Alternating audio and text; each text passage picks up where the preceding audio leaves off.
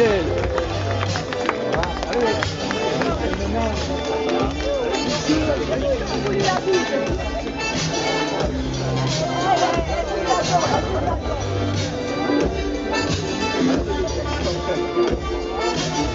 C'est la merde de Royaume. Ah oui.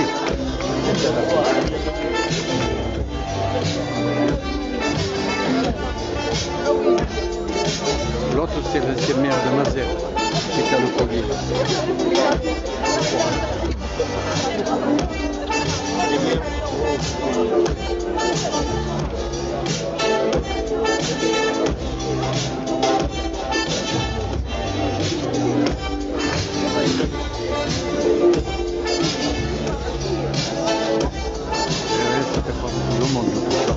Michel et à Sabine de nous avoir invités, d'avoir provoqué cette réunion publique, mais surtout ce plaisir de se retrouver ensemble à Saint-Gaudens, dans cette terre commingeoise.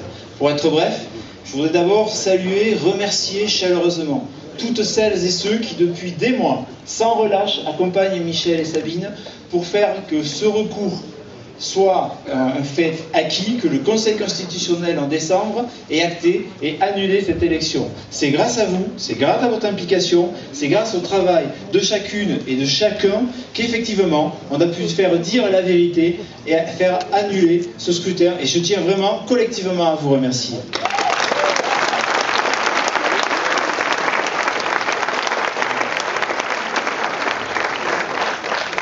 De vivre un petit groupe ensemble.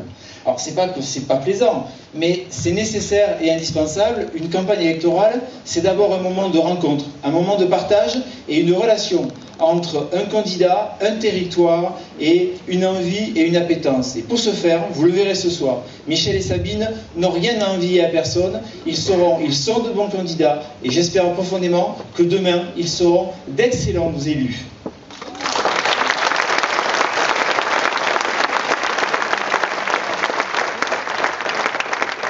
Donc aujourd'hui, Michel, Sabine, nombreux les amis qui ont répondu à votre invitation. Donc pourquoi une élection et comment une élection et pourquoi le 11 et le 18 mars nous devons collectivement aller voter? Parce que l'élection a été annulée par le Conseil constitutionnel. Si le Conseil constitutionnel a annulé cette élection, c'est qu'elle était entachée de doutes et qu'un certain nombre... Chers amis, si aujourd'hui on est réunis, c'est pour amener Michel et Sabine à la victoire, pour soutenir leur candidature. Soyons clairs, aujourd'hui on est là pour notre territoire, pour pouvoir défendre ses valeurs. Et le 11 et le 18 mars, ce ne sera pas un vote pour ou contre le gouvernement, mais ce sera un vote pour notre territoire. Excusez-moi, je ne vous ai jamais parlé devant autant de monde. Il faut être clair, l'enjeu aujourd'hui, c'est de savoir si on veut continuer sur cette façon de faire de la politique, si on veut continuer comme avant, avec une politique fataliste, résignée pour notre territoire. C'est savoir si on veut se mettre en marche, aux côtés de Michel, aux côtés de Sabine, pour participer à la transformation de notre pays, pour participer à ce changement de la politique, un changement de politique qui amène des solutions concrètes et pragmatiques, un changement de politique qui se base sur vos remontées de terrain pour apporter des solutions qui soient concrètes et qui soient adaptées à chaque territoire. Je vais vous donner un exemple, car on parle jamais mieux de ce qu'on connaît. 2 mois après l'élection d'Emmanuel Macron, un décret a été pris, extrêmement de façon réactive, concernant les rythmes scolaires. Ce décret, il a plusieurs sens pour moi. Déjà parce qu'il y avait une réactivité par rapport à une vraie problématique pour certains territoires, mais aussi... Émotion, bien sûr. De l'émotion, beaucoup d'émotion. Mon cher Christophe, chers amis députés, je dis bien mes amis, et tous mes amis qui sont ici, bienvenue bien sûr. Merci d'être ici ce soir à Saint-Gaudens pour ce dernier grand rassemblement avant le premier tour du 11 mars. Ça me fait particulièrement chaud au cœur de voir dans cette salle tant d'amis, de connaissances et de nouveaux visages. Cher Christophe, je te remercie de t'associer au nom du mouvement à ma nouvelle candidature et de venir me porter vers la victoire. Mes chers amis, vous avez appris à me connaître ces derniers mois. Je serai bref sur ma présentation. Fils de vigneron, j'ai depuis tout jeune gardé les pieds sur terre, et dans la terre, proche à la fois des hommes et des femmes qui la composent. À ce titre, je suis l'un d'entre vous, un homme de la ruralité, et je compte bien le rester. Entrepreneur du Comminges, je connais les difficultés de notre territoire, mais aussi et surtout, je connais ses nombreux atouts. Je ne suis pas un professionnel de la politique, simplement un citoyen qui, comme vous, est convaincu qu'il n'y a pas de fatalité dans le Comminges et le Savès, mais des solutions. Le 11 et 18 mars, le Comminges et le Savès devront faire un choix entre l'immobilisme et le renouveau, entre la fatalité et l'ambition. Profondément attaché à mon territoire et ceux qui le composent, je veux participer à la transformation de notre pays et devenir votre député. Mais je ne peux pas commencer ce discours sans vous parler de Sabine Godet, qui m'accompagne dans cette ambition. Plus qu'une suppléante, Sabine est une véritable partenaire déterminée. Je te remercie pour ton aide, ta disponibilité et ta connaissance du terrain.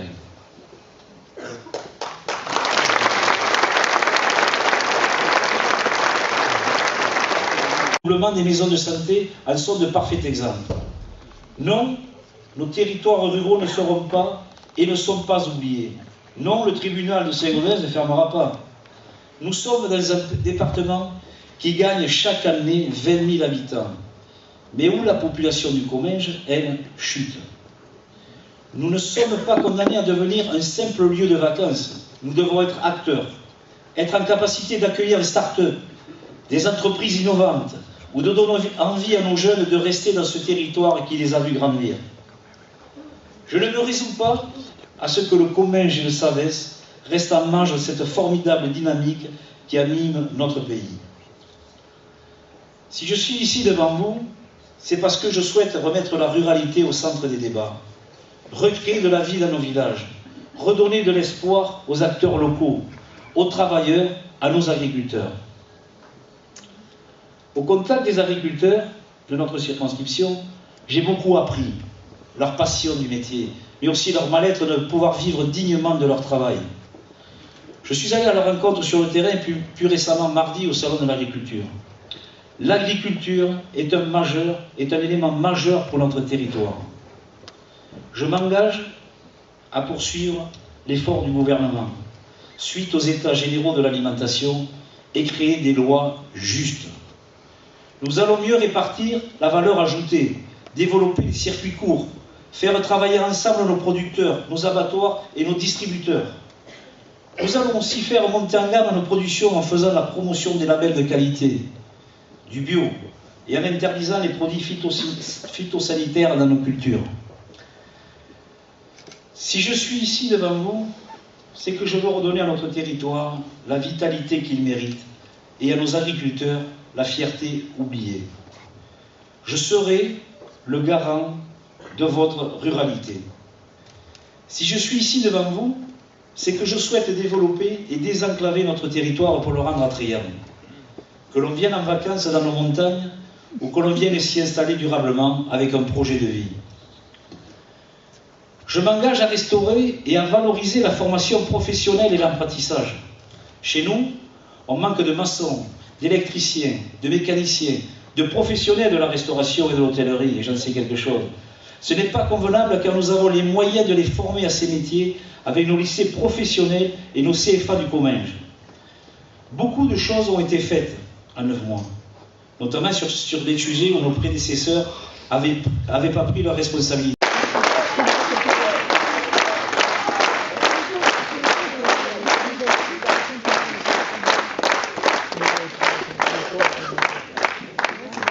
Merci beaucoup.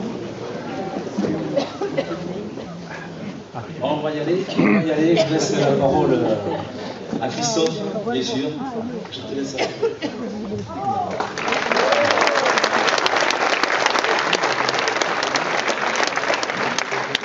Je monte un peu les micros.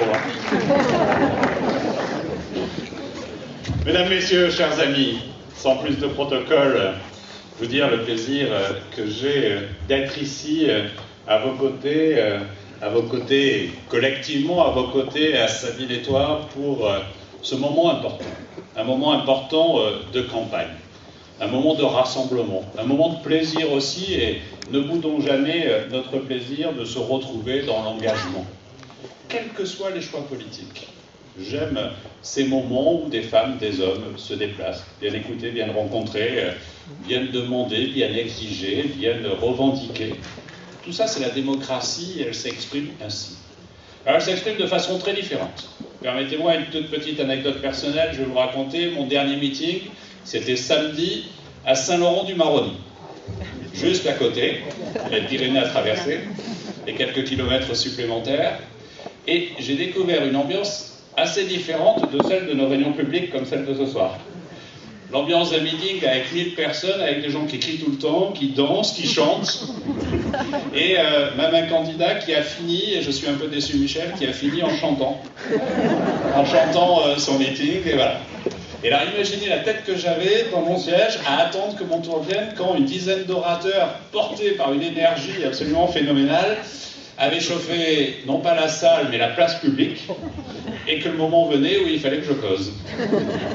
C'est pas simple.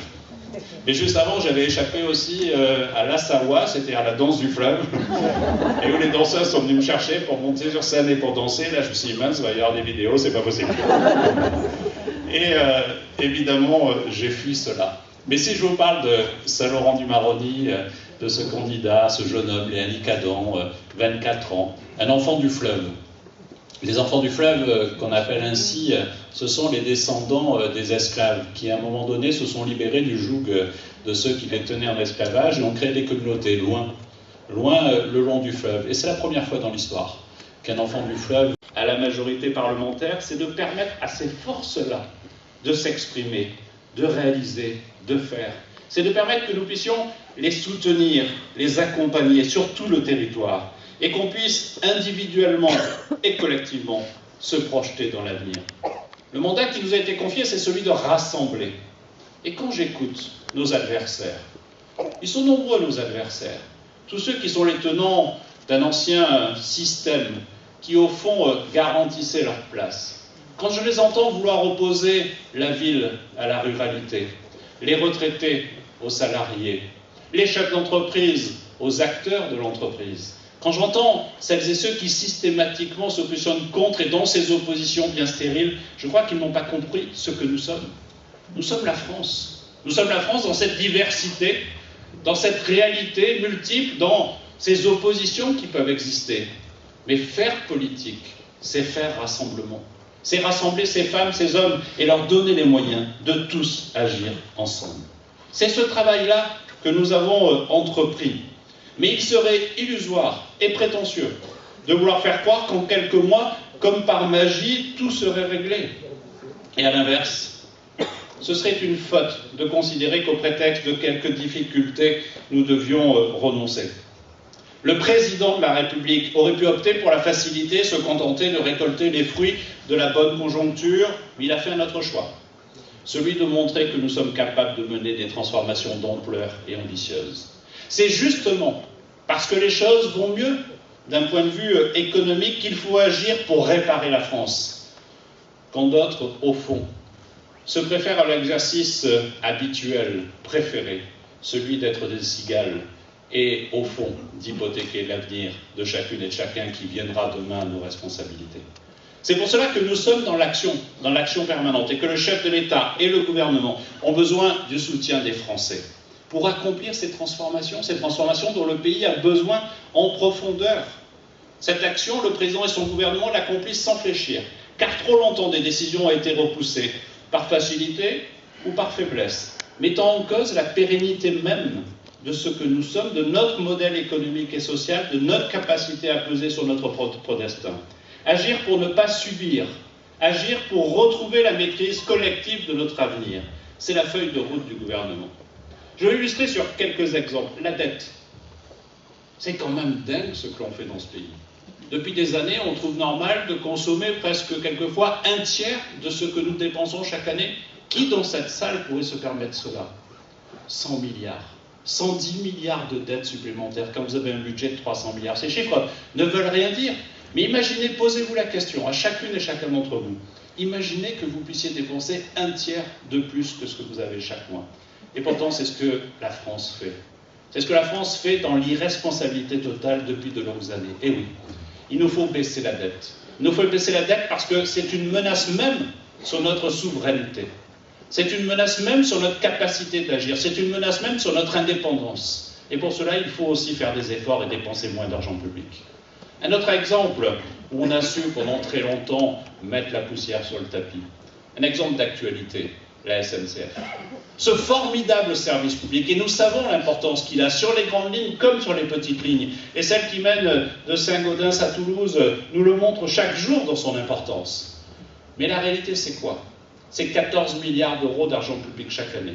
C'est 3 milliards d'euros de pertes supplémentaires chaque année. C'est un service qui, depuis 30 ans, s'est progressivement dégradé. Des trains à certains endroits qui doivent rouler à 20 km/h parce que les infrastructures ne sont pas là. Et c'est une impasse financière majeure. Aucun modèle économique ne supporterait ce qui se passe à la SNCF. Et nous savons tous, depuis des années, que bientôt nous irons dans le mur. Que bientôt la SNCF sera en situation d'échec, en situation de faillite, parce qu'elle a une dette de presque 50 milliards d'euros aujourd'hui, la SNCF. Et depuis des années, personne n'a eu le courage d'affronter ce problème-là. Ben, nous assumons. Nous assumons parce que nous voulons sauver la SNCF. Parce que nous savons que c'est un outil majeur d'aménagement du territoire et que les mobilités sont toujours la condition du développement du territoire. Moi, je ne veux jamais opposer les métropoles à la ruralité. Mais tout l'enjeu, si on ne veut pas les opposer, c'est de garantir les mobilités. C'était le cœur du discours d'Emmanuel Macron pendant la campagne présidentielle. Ce sera le cœur de notre action dans les 5 ans qui viennent. Nous devons veiller à corriger, à réparer, à assumer aussi nos responsabilités. Permettez-moi un autre exemple dont on a beaucoup parlé. Le zonage agricole. Je suis sûr que vous avez vu plein de reportages sur les manifestations que cela a provoquées. Dans cette région, il y en a eu quelques-uns, de reportages et de manifestations. Depuis 40 ans, on a arrêté un zonage agricole qui fait bénéficier les paysans qui sont sur ces terres d'avantages particuliers liés notamment à ce qu'on appelle les handicaps naturels. Et depuis 40 ans, nous savons que cette carte est fausse. Nous savons qu'effectivement, les zones de montagne dans les Deux-Sèvres sont assez rares. Et pourtant, il existe un zonage ICHN, un handicap naturel en zone de montagne pour les Deux-Sèvres. Nous le savons depuis des années. Depuis 15 ans, le gouvernement et l'État français est menacé de sanctions parce que justement, il ne corrige pas cette cartographie. Cette cartographie, nous avons eu le courage de le faire, de la modifier. Alors bien sûr, il y a des perdants. Mais il y a beaucoup de gagnants, beaucoup plus de gagnants. 13% des agriculteurs français qui vont bénéficier de ces aides, et ces aides, elles sont majeures. Il y a des perdants, il nous faudra les accompagner. Mais dans ce département, dans votre département, il y a 18 communes qui vont rentrer, qui vont devenir éligibles. Et chaque paysan, chaque agriculteur de ces 18 communes va bénéficier de l'ICHN pour que quasiment tout le territoire de cette circonscription puisse en bénéficier. Et ces agriculteurs, vous ne les avez pas entendus. Mais je n'ai pas non plus entendu celles et ceux qui étaient aux responsabilités il y a encore quelques mois pour notre pays. Celles et ceux qui, pendant 5 années pour le mandat d'avant, ou 10 années pour les 2 mandats précédents, n'ont pas eu le courage d'ouvrir ce débat. Moi, je les invite à aller dans ces 18 communes de votre département, aller voir tous les paysans et leur expliquer pourquoi, par manque de courage politique, ils ont été exclus du bénéfice des ICHN. C'est ça la réalité politique. Ça change tout parce que dégréver, ça veut dire que c'est l'État qui a une dette vers la commune. Ce n'est pas une dotation, ce n'est pas une subvention, c'est une dette. Et évidemment, nous allons l'honorer. Et à la fin du mois de mars, tous les maires vont recevoir un document que tu connais bien, Jennifer, un document qui vient de l'administration fiscale qui vous dit le montant de vos dotations. Et ils constateront qu'elles sont légèrement en hausse. Et qui vous dit aussi le montant de la recette de la taxe d'habitation. Et non seulement les 30% de baisse seront compensés, mais ils constateront qu'en plus, elle augmentera de 1,20%. C'est un taux qui n'a pas existé depuis des années. L'année dernière, c'était 0,4. C'est ce qu'on appelle l'évolution des bases. Ben, nous aurons fait le choix que l'État compense l'évolution des bases à un taux qui n'a jamais existé depuis de longues années. C'est ça la réalité.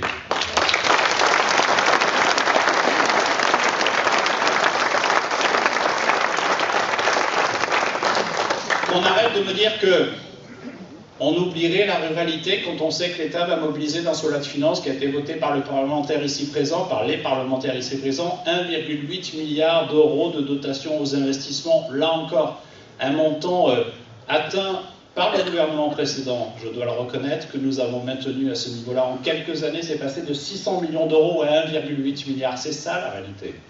Et puis, il y a quelque chose de fondamental, et tu l'as rappelé. C'est le choix de la liberté et de la confiance. On a proposé aux élus locaux la liberté et la confiance. Sur les rythmes scolaires, tu l'as dit. Parce qu'il y a des endroits où ça marchait super bien. Moi, à Fort-Calquier, ça marchait super bien.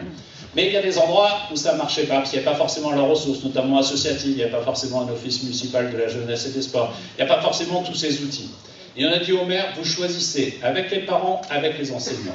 Si vous restez à la semaine de 4 jours, on maintiendra les aides de l'État. Si vous choisissez de revenir à la semaine des 4 jours et demi, vous le faites avec les parents et avec les enseignants. C'est ça la liberté. Sur la GEMAPI, on a parlé de la taxe sur la GEMAPI comme si c'était ce gouvernement qui avait décidé. Surtout que ce gouvernement, il a décidé de faire voter une proposition de loi qui reporte à 2026 la mise en œuvre obligatoire de la GEMAPI, c'est-à-dire la gestion des risques liés aux inondations, à l'eau, etc. Et bien on a laissé la liberté et on a rajouté du temps aux communes pour décider. Il y a un sujet aussi qui énervait beaucoup les élus, le transfert de l'eau et de l'assainissement aux communautés de communes. Il y a des endroits, c'est super. Il y a des endroits, ils n'en voulaient pas.